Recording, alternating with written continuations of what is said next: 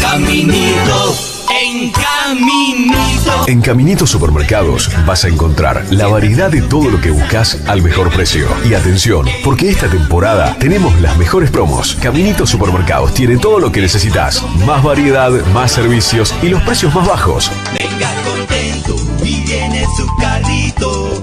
Con Caminito, feliz de Caminito. Caminito, el caminito de la gente y además un supermercado bien argentino. Curuzú Cuatiá hoy sonríe. Sonríe porque se ve reflejada, porque se siente protagonista, porque sabe que el futuro no se impone, se comparte. Somos tradición y presente, somos historia y movimiento, somos identidad y transformación. Curuzú Cuatiá, con vos, una ciudad que crece, una ciudad que siente, una ciudad que sonríe con vos.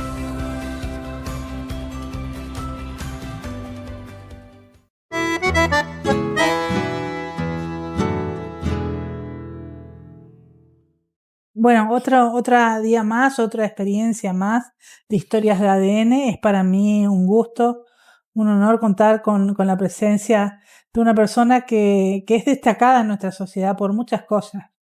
Primero quería presentarlo, es Lucio Aspiazú, es productor agropecuario, fue también diputado nacional y es parte de una historia familiar muy interesante que le pedimos que cuente ya en una ocasión cuando hacíamos el ciclo ¿Quiénes fuimos, quiénes somos? La famosa cabalgata que cambió la historia de cómo se honra a San Martín, ¿no?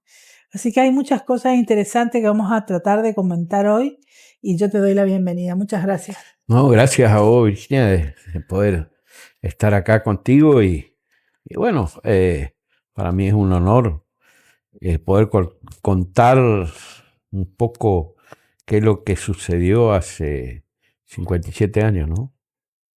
Contame un poco, vamos a empezar por la parte que más me interesa saber tu perspectiva, que es cómo está la oveja. Digamos, hemos tenido en la historia, Curuzú ha hecho historia en cuanto a esa producción, ¿no es cierto?, de lanera y sobre todo de producción de genética, ¿no? Y en los últimos años, las últimas décadas, se ha venido con un detenimiento, con una decadencia total de la lana a nivel mundial y eso también tocó a Curuzú. Pero ahora parece que hay una luz, ¿no? ¿Cómo ves eso? Bueno, en primer lugar está muy lindo lo que decís, muy acertado, ¿no? Curuzú, como Curuzú Cuatiá, más allá de la ganadería, excelente ganadería que tiene bovina o vacuna, reconocida a nivel nacional por los terneros que produce, pero fue emblemática a nivel país y a nivel Sudamérica, que fue con el lanar. La sociedad rural de Curuzú Cuatiá llegó un momento que marcó hechos históricos, económicos, con los valores de algunos reproductores machos acá en la sociedad rural de Curuzú Cuatiá. en los años 80, cuando era el boom del oro blanco que le llamaban en su época, ¿no? Bueno, la lana tuvo varias crisis, que esta fue la última, pero con, digamos, otras materias que compiten con ella, que son, a quien no le gusta tampoco, ¿no? Como es el sintético, los famosos, ¿cómo que se llaman? Poliéster. Los buzos esos de poliéster, y también el algodón. Son los dos que más compiten con la lana, ¿no? A nivel mundial. No podemos dejar de reconocer de que todo lo sintético es barato, livianito, abriga, no pica, o sea que da un cierto confort. Vos sabés que hay un índice, ¿no? Bueno, yo soy lanero de alma, bueno, yo me recibí ingeniero agrónomo, me especialicé en lana en los años, principios del 80, y me fui a Nueva Zelanda a estudiar. Bueno, vine allá y bueno, y agarré los últimos coletazos que eran para mí lo máximo voy a hacer era ser cabañero de Corrial, que bueno, que lo logré, pero en una actividad en descenso, ¿no? Pero bueno, yo sigo por mi pasión y por todo eso. Era un índice de factor de pique. Ese es un índice que se creó después cuando empezaron las primeras crisis, la crearon los australianos, que es seleccionar lanas que tengan bajo factor de pique, que quiere decir que no dé incomodidad, porque incomodidad a aquellas personas que usan productos de lana, ya sea chalecos, pulóveres, ponchos, lo que sea, ¿no? Como las lanas ultra finas, como se usan ropa interior, que ya prácticamente es una seda, porque estamos hablando de 16, 17 micras, que son las que se quedaron y están y valen muchísimo hoy en el mercado, ¿no? Y que Argentina es una proveedora de ese tipo de lana, sobre todo en la zona de Río Negro, Chubut y Santa Cruz. Y bueno, con ese factor, ese índice, con la nueva aparatología que existe, que son los medidores lana, eso ayudó muchísimo a que todos nosotros trabajemos en seleccionar animales que tengan el menor factor de pique, que fue algo que tuvimos que hacerlo todo, o sea, ayornarnos, trabajar en ese sentido. Y la última crisis que fue el moño, que fue con la pandemia, ¿no? Que fueron mucha cruza fina que se fabrica en la zona de la Mesopotamia, en la zona pampeana. La Patagonia es lana fina. Los chinos, que eran grandes importadores de ese tipo de lana, la cruza fina, para todos tejidos de punto, de tejer, probaron la lana australiana. Cuando probaron la lana australiana, que es una cruza fina o lana fina, es otro factor de pique, otra calidad, otra cosa, y bueno, empezaron a demandar eso, probaron, les gustó, y empezaron a demandar eso, y eso ayudó también a que la cruza fina entre en una crisis total. Pero pasado eso, como todas las cosas, hoy nuevamente, la actividad ovina, una por la carne, que es una carne más barata, más fácil de lograrla, más rápida de lograrla, está en auge otra vez. Y como no hay, empezó nuevamente la cruza fina. Fíjate que en dólares, está bien, vos me decís, no valía nada, pero tuvo un aumento de arriba del 80 al 90% de un año al otro. O sea, que nos pagaban 50 centavos de dólar, que antes se vendíamos a 2.30, 2.40, 2.50, 2.60. Bueno, hoy estamos hablando de $1.20, $1.25, que ya hace que la actividad tome otro color, ya no haya pérdida y haya una ganancia. ¿Por qué insistimos nosotros en las razas doble propósito? porque decimos, y no las cárnicas únicamente, que las razas doble propósito se adaptan muy bien acá en la zona mesopotámica, porque con la lana nosotros pagamos la sanidad, ¿no? Más allá de la quila, y nos sobra algo para la genética y todo lo que sea la asistencia de trabajo. En cambio, si es y la carne te queda limpita, clean caca, limpita, toda neta. En cambio, si vamos solamente a la actividad cárnica, con la carne tenemos que pagar la genética, la sanidad, el personal, todo esto, y se complica. Ahora empezaron con otra raza muy nueva en la zona, no en el mundo, como las Dorper, que son las deslanadas, ¿no? Y las santines. Pero son razas que se están incorporando y a tercera, cuarta generación produce ese sistema de deslanado, ¿no? Vos hablaste, viste que no soy especialista en esto, pero a mí me gusta hablar de esto. Y hablaste de tu amor por el correal, ¿no? ¿Qué otra genética incorporaste a tu cabaña por esta visión que estás teniendo del cambio sí, de fíjate, bueno, lo que pasa es que yo con el correal seguí lo que mi padre era, yo le decía que él era un gran ovejero, pero era ovejero comercial, como eran todos los productores de Curuzú, la mayoría. Estaban los líderes, familia Venta, familia Rivero, todo eso que eran cabañeros y cabañeros prestigiosos. Aspiazú, Lucio María Aspiazú, que decía Chongo Aspiazú, le decían. Bueno, que tenía cabaña también, Juan Garmendia, y bueno, y así puedo nombrar no sé cuánto, ¿no?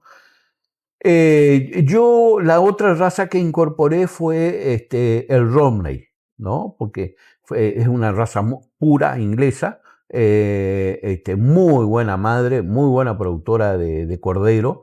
Y bueno, yo le veía el enfoque por el lado de la carne, ¿no? Porque, o sea, cuando llegaba el momento que flaqueaba, digamos, en el sentido de dar plata a la vaca, que era fin de año, siempre teníamos la corderada y la lana, ¿no? Y no había tanta diferencia. Bueno, hoy sigo con esas ¿cómo se llama? Dos razas. El Romney más en un sistema simbólico, porque quiero la raza, no tengo muchas ovejas. Y en correal sí, tengo un poco más de correal, pero dada la situación que se dio, tanto por un tema, digamos, de economía mundial, nos apareció otro problema muy serio y que realmente nuestros gobiernos, nuestros productores, no hemos tomado con la seriedad que merece el caso, que es el chancho, es el jabalí y la cruza del jabalí con el doméstico, el asilvestrado. Eso nos hizo desastre y nos sigue haciendo desastre.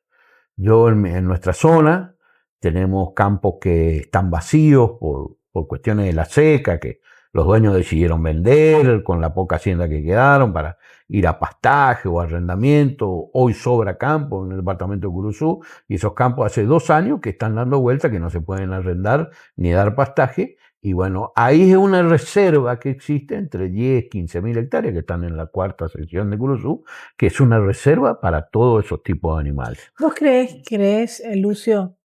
Viste que yo fui testigo como directora de Cultura y Turismo de un trabajo que se hizo en el Ministerio de Turismo de la provincia y en conjunto con los legisladores, ¿no? Diputados y senadores. Un estudio que no sé si sirve para paliar esto, que es el hecho de legalizar y reorganizar los cotos de caza.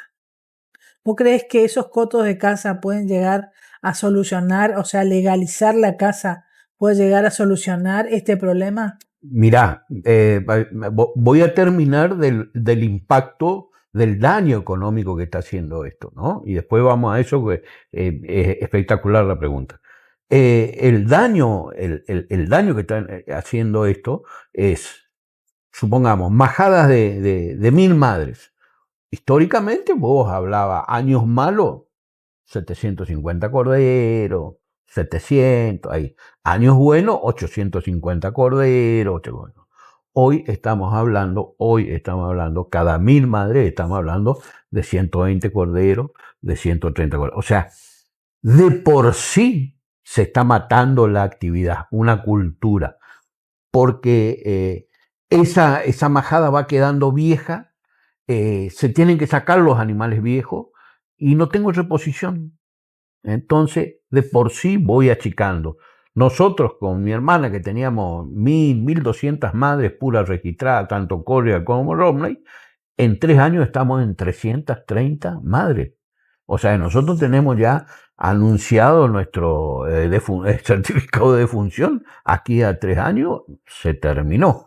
Estamos con cazadores, estamos con trampas, te digo, seguimos, yo salgo, andamos de noche, hay actividad en el campo, pero no podemos.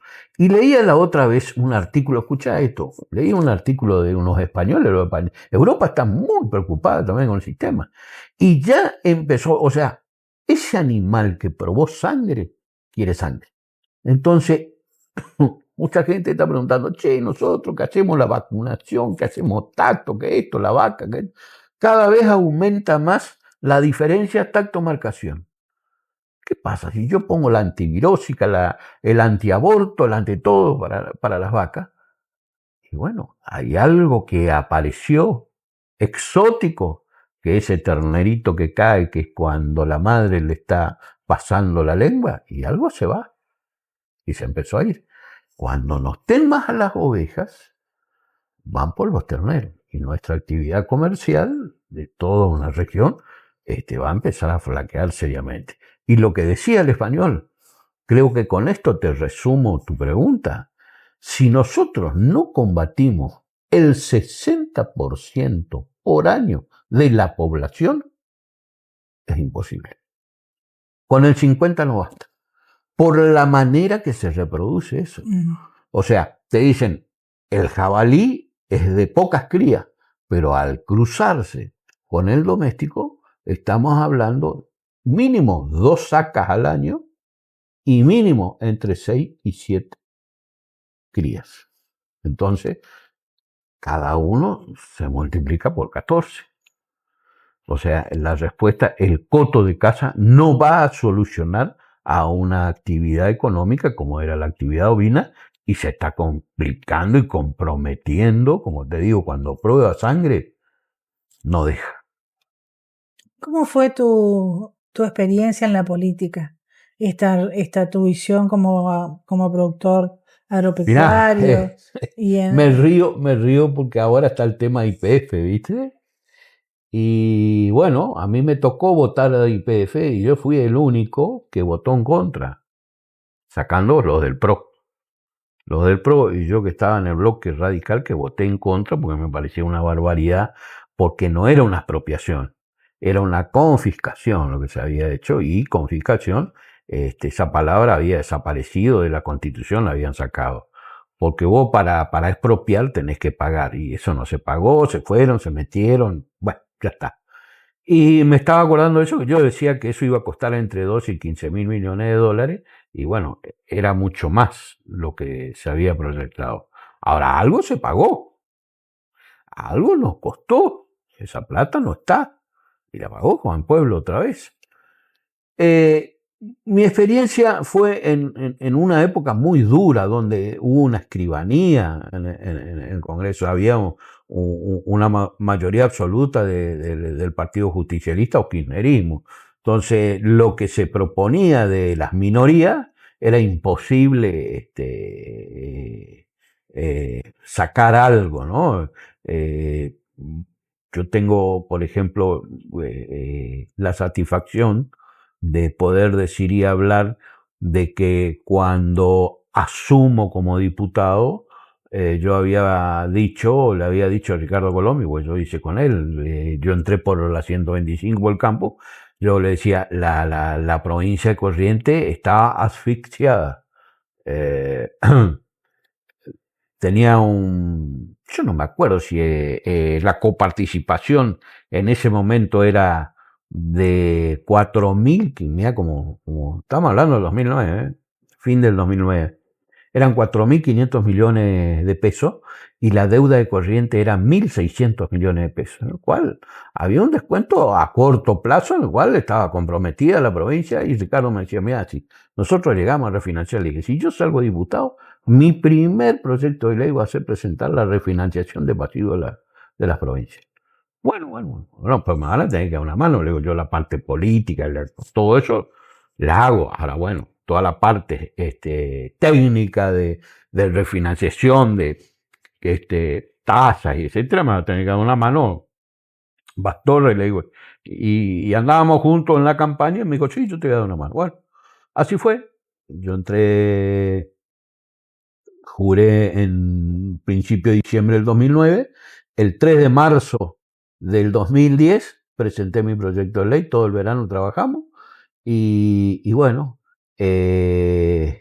recién en el 2012 me aprobaron, tuve apoyo en dictamen de mayoría en la Comisión de Presupuesto, que era Marco Nato, era el presidente, y me ayudó para sacar esto Alfonso Pratgay y Patricia Bullrich.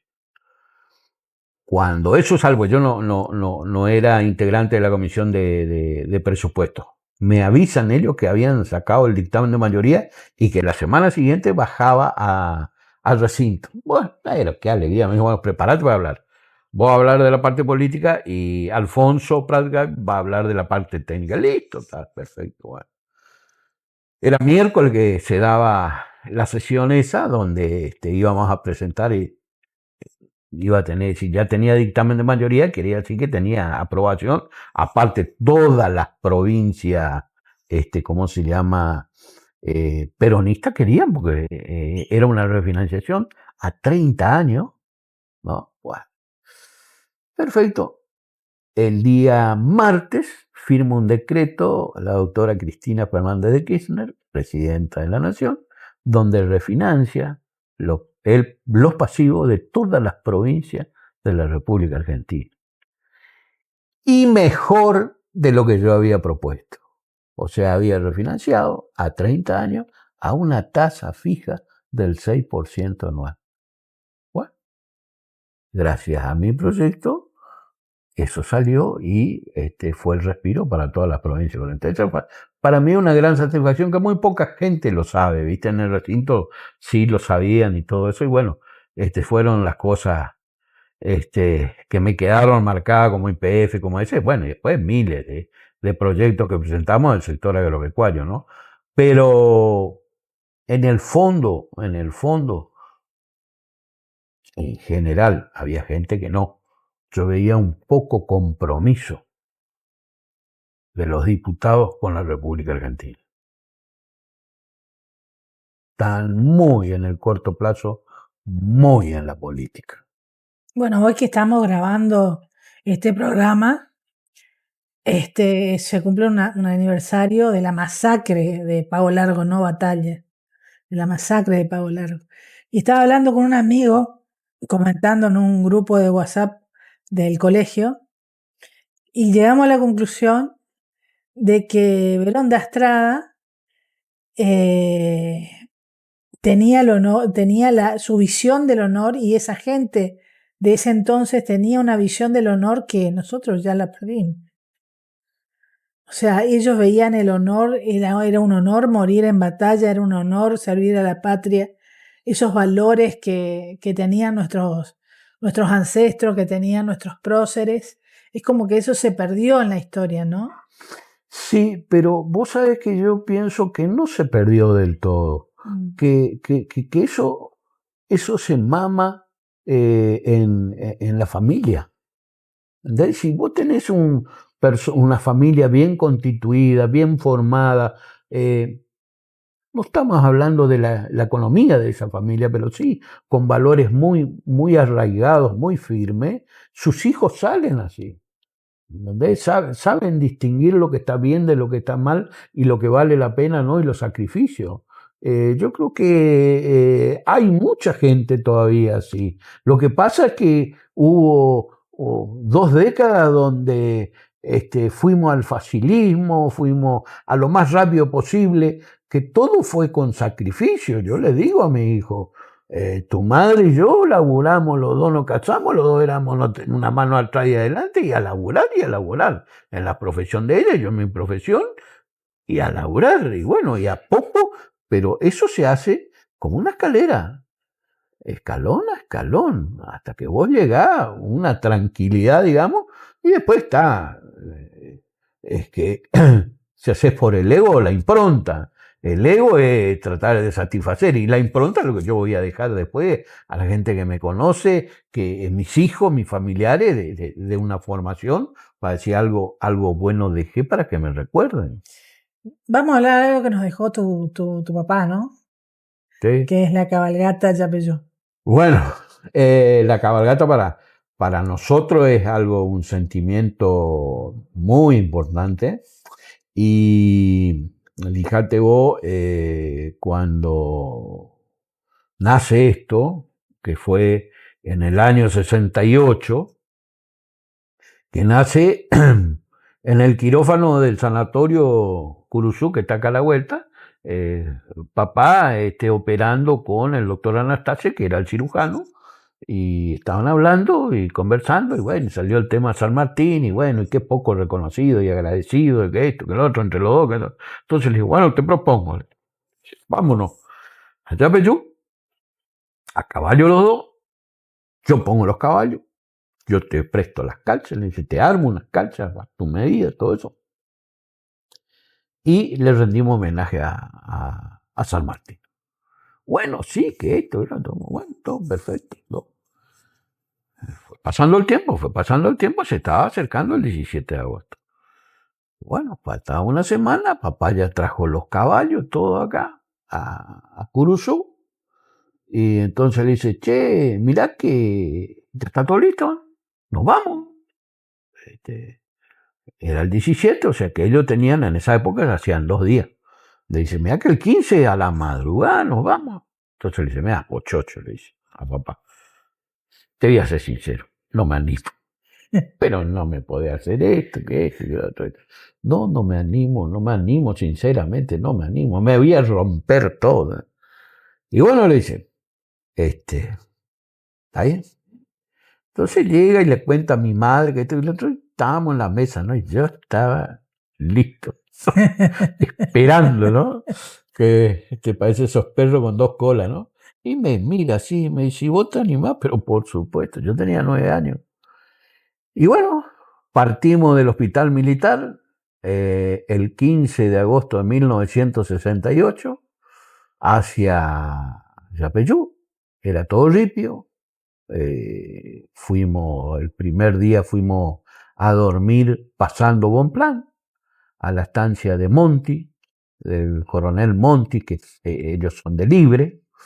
Y al otro día llegamos de noche, a las 9 de la noche, llegamos a Yapeyú, al ejército, al ejército que está.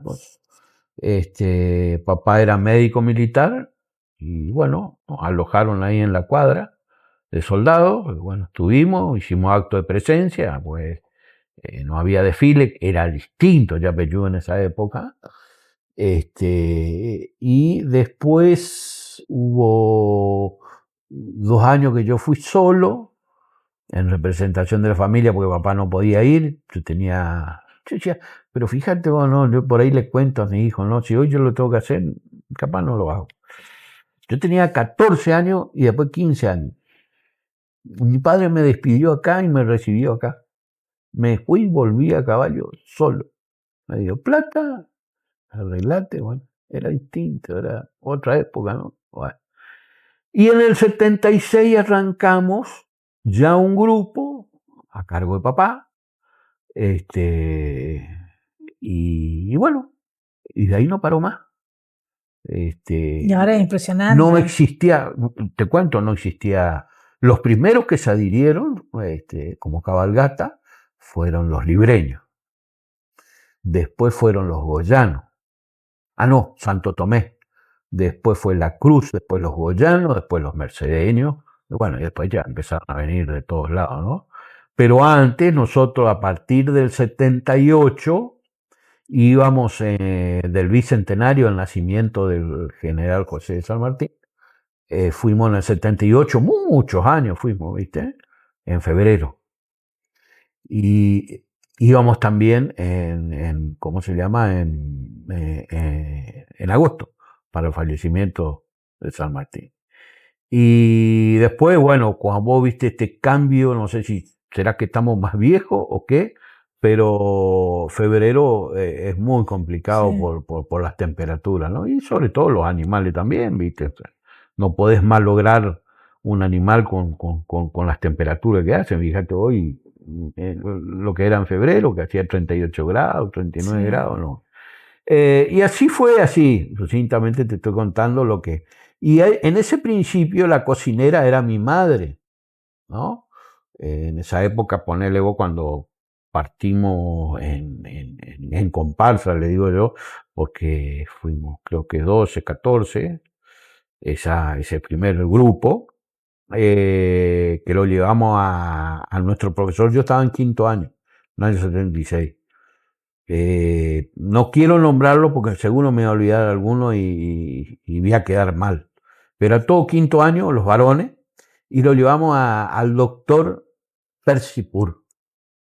Bueno, el papá fue también, ¿no? Persipur. Nos acompañó, nos invitamos y aceptó, y bueno, y llegó bien a Yapeyú. Era de Camporón, el doctor Persipur. Y bueno, después del 77, el año que más fuimos, ahora son un montón, ¿viste? Son más de 70 ahora, ¿no? Sí, pero el año que más fuimos fue en el año 82, fuimos 89 jinetes. Ese fue, íbamos, arreglate como pueda, ¿viste? Porque no alcanzaba la cocina, no alcanzaba nada. Claro, vos sabés lo que da de comer a 89 personas hambrientas. Y bueno, y ahora tenés todo un equipo de amigos. Ahora, bueno, a partir del 2000 se empezó a organizar de otra forma porque tuvimos que llevar todos nuestros hijos, ¿no? Y ahí empezaron a interactuar familias. La familia Oria, Dietrich, Gauna, Ainciar, Ordenavía, o sea, ¿cómo es que se llama? Olivera, pila de familias que hoy están los Regis, están los Galdames, están pila de familias Arzuaga, que colaboran y están, pues si no, 5 personas no pueden realizar esto solo. Bueno, hemos logrado que la comparsa de Esquila de Magallanes se especialice en la logística, espectacular, porque llegamos al mediodía, por decirte cortito, ¿no? 70, 72, 75 personas acomodan sus caballos, dan de comer sus caballos, dan agua y comen 75 personas. Y comen, ¿no?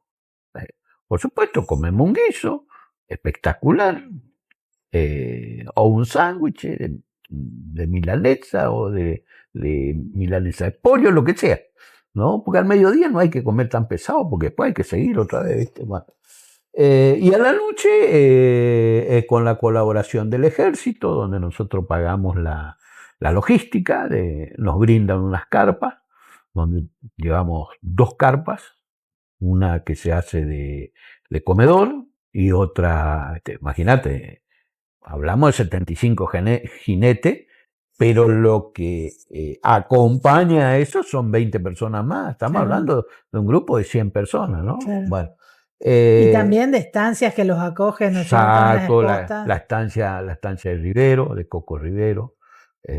Agradecido a Coco y a Juanita que siempre nos brindan poder parar ahí. Pero ya vamos con las carpas, gracias a Dios, entonces facilita absolutamente todo, y que cada uno duerma arriba de su cuero, que lleva una loneta lleva, el que lleva un colchoncito lleva, y bueno. Y al otro día, bueno, se cena y después ellos hacen un fogón, música, porque ya ahora, y los grandes creo que somos 3 o 4. Nuestros hijos hoy ya son hombres, ¿no? Y bueno, quedó en manos de ellos, bueno, uno va mirando.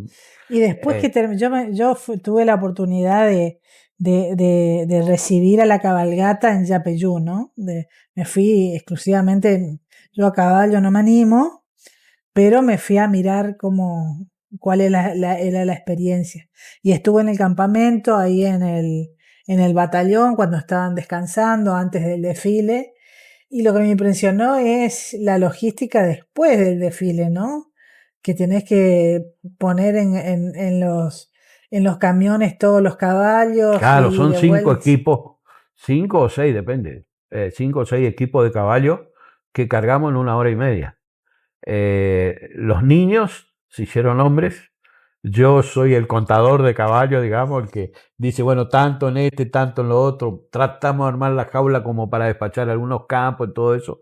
Pero los niños que se hicieron hombres son los encargados de... y bueno, hoy esos niños que se hicieron hombres son padres y ya están apareciendo los hijos. O sea que fue algo maravilloso que sin darse cuenta nos dejó nuestro padre a nosotros, de inculcar los valores, el sacrificio para que vean lo que hizo San Martín con mucho sacrificio y tiempo, para poder decir tenemos 3 países libres y república, ¿no? Gracias, Lucy. No, gracias a vos, un gusto.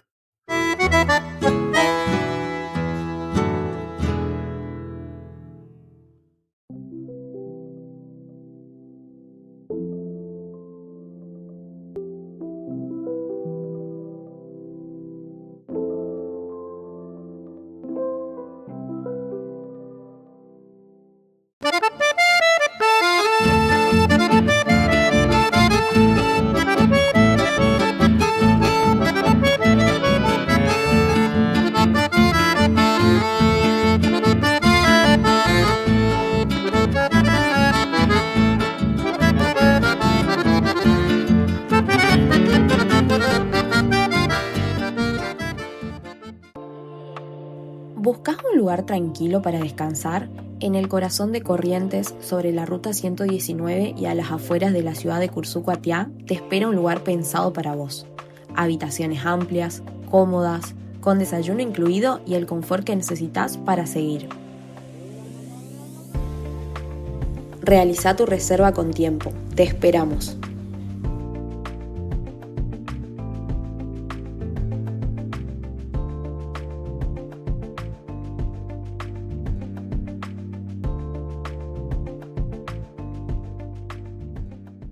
Curzú-Cuatiá hoy sonríe.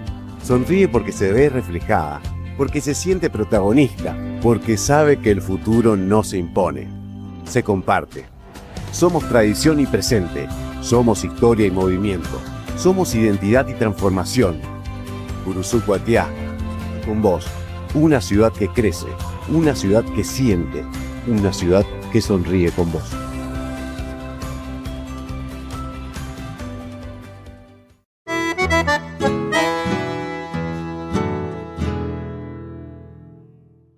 Continuamos con otra edición de Historias de ADN.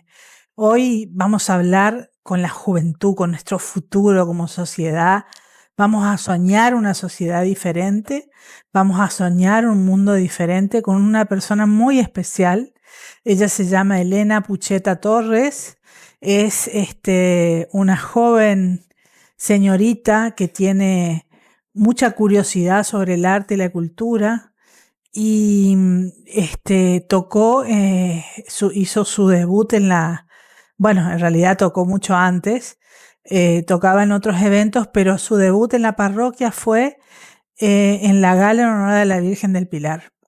Y ahí me descubrí que esta niña que yo conozco desde muy chiquita empezó a trabajar y a desenvolverse sobre todo en sus virtudes, ¿no? O sea, las virtudes se adquieren con la práctica. Ella fue cultivando sus virtudes con la lectura, con el aprendizaje de la música. Así que vamos a hablar un montón de cosas. Hola, Elena. Hola, tía, ¿cómo estás? Muy bien. Bueno, Elena, decime una cosa. Vamos a hablar un poco de cómo es tu conexión con la música. ¿Qué es lo que te gusta de la música? ¿Cómo fuiste aprendiendo? ¿Qué es lo que te mueve a hacer música? Y bueno, primordialmente cuando era muy, muy, muy chiquita. ¿Cuántos años tenés ahora? Tengo 17 ahora y bueno. Un montón ya. Sí, bastante vieja soy. Pero bueno. No, y bueno, desde muy chiquita mi mamá me ponía, por ejemplo, los Mini Einstein, que eran una serie que me marcó mucho desde muy chiquita. Y bueno, era una mezcla entre pinturas, era arte y música todo junto. Y desde ahí como que empecé a escuchar música clásica y quedó muy marcado en mi personalidad. Tipo, suelo escuchar música clásica para tranquilizarme, para hacer tareas, para cocinar, para muchas cosas.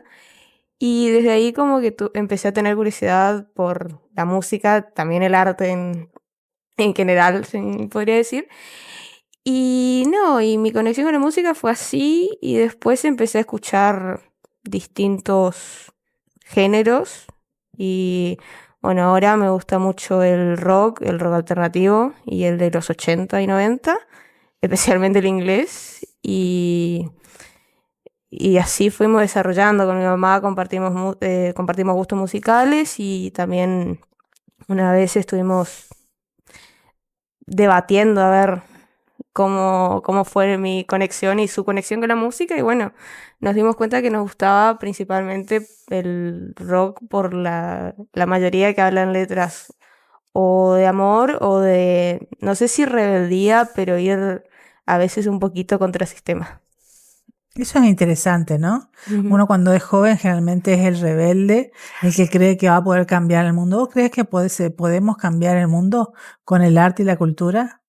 Hay como una fantasía, ¿no? De los artistas que estudiamos, de la historia del arte, los artistas, los rockeros, los músicos, hasta Beethoven, hasta Mozart quiso cambiar el mundo con su música. ¿Vos crees que se puede? Y no sé si se puede así, si la gente no entiende el mensaje que uno trata de transmitir con la música, pero siempre va a haber gente que entienda, por lo cual alguien va a tratar, no solo vos, de cambiar el mundo y te va a acompañar en tu lucha por cambiar el mundo. Y a ver, la música ha ayudado a cambiar el mundo y el arte también. También demuestran, son cosas que demuestran cómo está la sociedad hoy en día o cómo estaba en ese momento en el medioevo, no sé, que mostraban todas las pinturas de los arcángeles, de los vitrales de la iglesia, que mostraban que estaba muy ligado a una sociedad teocéntrica en ese momento. Claro, al culto por Dios, el Dios del centro del universo. Sí. Ellos pensaban, ¿no? Uh-huh. Y mira, tocaste un punto especial, porque el otro día estaba mirando los vitrales de la parroquia, sí. Que están ahí no hace mucho tiempo, y yo pensaba París sin edificios, París sin automóviles, sin esos edificios del siglo pasado, nada. O sea, París y Notre Dame. O sea, París y Notre Dame era lo único que existía. Las casas de las personas eran muy precarias, pero Notre Dame ya estaba ahí. Los vitrales de Notre Dame, la música de Notre Dame estaba ahí. Y era una experiencia musical que te vibraba la piel cuando la gente entraba, de no escuchar radio, no ver televisión, no estaban estimulados como estamos nosotros ahora. Y de repente encontrarse con esa iglesia, con esos cantos gregorianos, con la luz que entraba por esos vitrales de la iglesia. Era una experiencia muy importante para el que vio. ¿Cómo crees que podemos? Viste, hablando de esto me estaba acordando, no sé si conoces a el padre Guillermo. No. que es un DJ. ¿En serio? Sí. Trabaja en todo el mundo. Ahora estaba en Buenos Aires, está por tocar en Buenos Aires. Sí. Y cómo cambia, ¿no? Sí. Pero seguimos modificando y haciendo cosas con el arte y con la cultura para llegar a la gente, ¿no? ¿Cómo ves tú? Estoy mirando, estoy teniendo sana envidia con tu buzo, Sí. que es de Gryffindor, la casa de Harry Potter. Ujú. No, sí, este es muy lindo el buzo, lo compré y lo pedí para irme a Londres. Elena, de la literatura, ¿qué libros recomendarías a las personas de tu edad que quieren comenzar a leer? Y de mi edad yo recomendaría, porque a mí me pasa, mi opinión personal es que la fantasía es un muy buen punto de iniciación en la lectura, porque es como que te saca de lo común, pero a veces no tanto. Por ejemplo, yo voy a ofrecer Harry Potter, sana recomendación, lo mejor que me pasó en la vida.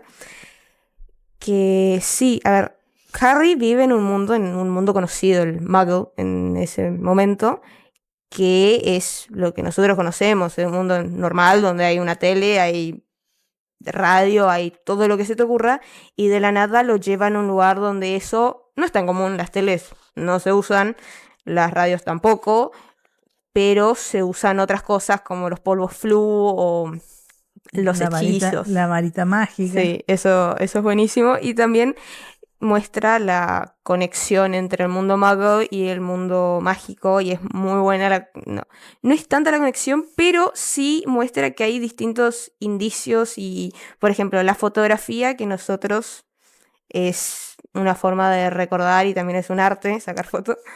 Y no, es una forma de recordar momentos y atesorar ciertas personas que ya no están en algunos casos. Y para los magos le agregaron, por ejemplo, lo que nosotros ahora usamos como live en los iPhone. Los magos ya tenían eso en las fotos, eran Animadas. casi videos, sí. Ajá. Y eran muy lindos, tipo mezclaban ambas culturas, a pesar de que ambas culturas nunca intercambiaron en sí muchas palabras por distintos motivos. Por ejemplo, en el libro se toca en su momento la quema de brujas que hubo en Inglaterra, por eso es que no había tanta relación. Pero bueno, sabiendo los gustos de mis compañeros, como que ahora está mucho más arraigado las novelas distópicas, que no son tan distópicas como 1984, pero sí, hay una fascinación ahora por las distopías, que son buenas, tipo fuera de juego son buenas, pero yo personalmente no soy muy fan, prefiero la fantasía. ¿Te gusta la fantasía? Sí.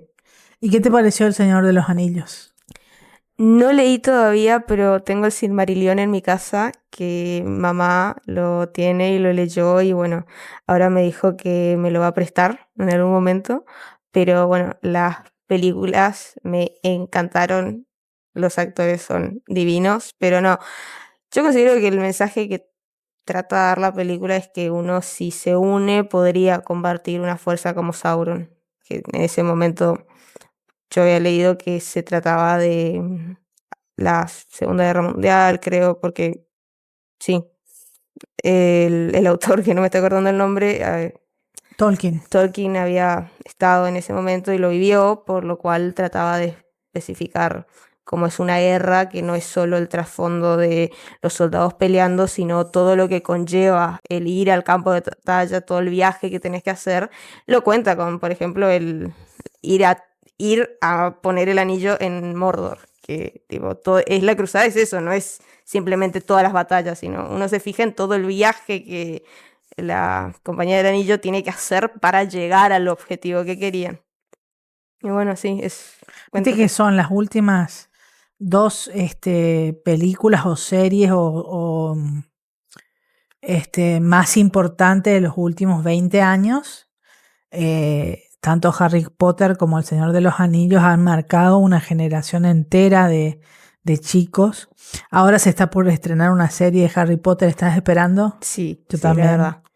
Yo también, porque me encanta, pero sobre todo no lo veo tanto como una fantasía, lo veo como los desafíos que cualquier adolescente, en el caso de Harry Potter, deben enfrentar en la realidad. Nuestra realidad no es tan...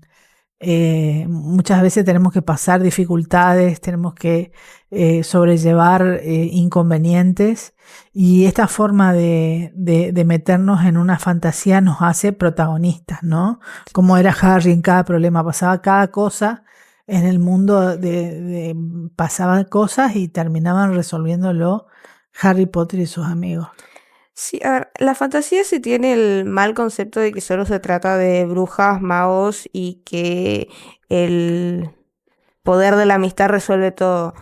En realidad no es tan así, hay otras fantasías que no son tan así. Y por ejemplo, hace poco terminé de leer el libro de Neil Gaiman que se llama Buenos Presagios, que es más se podría decir una fantasía religiosa porque se trata de un ángel y un demonio que se unen para evitar el apocalipsis.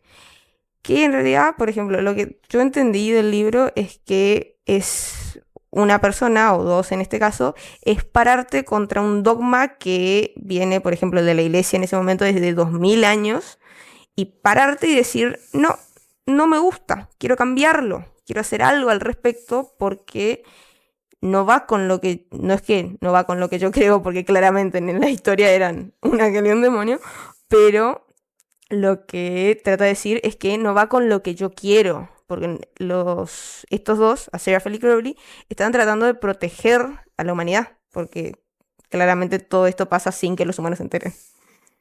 Y no, y a ver, la fantasía no simplemente se trata de resolver problemas con amigos, pero también de sobrepasar problemas propios que Harry mismo en la serie no es que cuenta mucho sobre el abuso que sufrió de parte de los Dudley. En el libro sí se cuenta, pero no le cuenta tanto a Ron y a Hermione, tipo le dice que sí, lo maltratan, pero él tiene que sobrellevar toda esa carga y tiene que ir pasándola poco a poco él solo, porque hay cosas que uno no puede ir contándolas, pero no puede tipo pedirle a alguien que lo lidie por él, básicamente. Bueno, pero la amistad en ese sentido te ayuda a sobrellevar la carga, ¿no? Sí. Pero las cosas que pasó Harry Potter sin los amigos, es muy difícil que lo haya hecho solo. Sí, no. Bueno, Elena, me gustaría que le cuentes a la gente de Curuzú que una chica de 17 años le gustaría cambiar en Curuzú. Y ¿Qué te gustaría que exista en Curuzú? ¿Qué te gustaría que... Vamos a soñar. A mí me gustaría una biblioteca gigante. Sí, eso sería muy, muy bueno.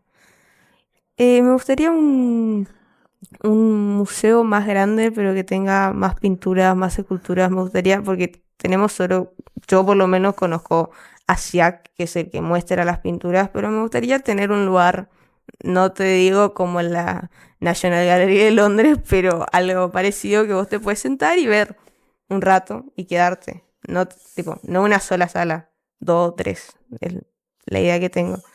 Y también me gustaría que vuelva una cosa que teníamos con nuestro profe de música, que era la academia, que fue cuando tenía 8 años, que fue cuando empecé a tocar la flauta traversa, y la verdad que eso me cambió mucho la vida. ¿Te gustaría que vuelva a EIPA? Sí. ¿Seguís con Santiago estudiando? Sí. ¿Y él es el que te incursionó en el piano? Sí y no, porque fue el que me convenció de seguir piano, porque en su momento me dijo que el profe de flauta no iba a volver, entonces me dijo, bueno, decidí algún otro instrumento si quieres seguir, y me dijo, el piano te vendría bien, y bueno, acá estoy con un piano en mi casa. ¿Te divierte? Sí, me encanta, me relaja mucho. ¿Cuál es tu autor favorito? Y autor me gusta mucho Freddie Mercury, tanto con la letra, con la música. Le envidio la facilidad que tenía para tocar. Pero sí, pero clásicos son Mozart y Beethoven principalmente.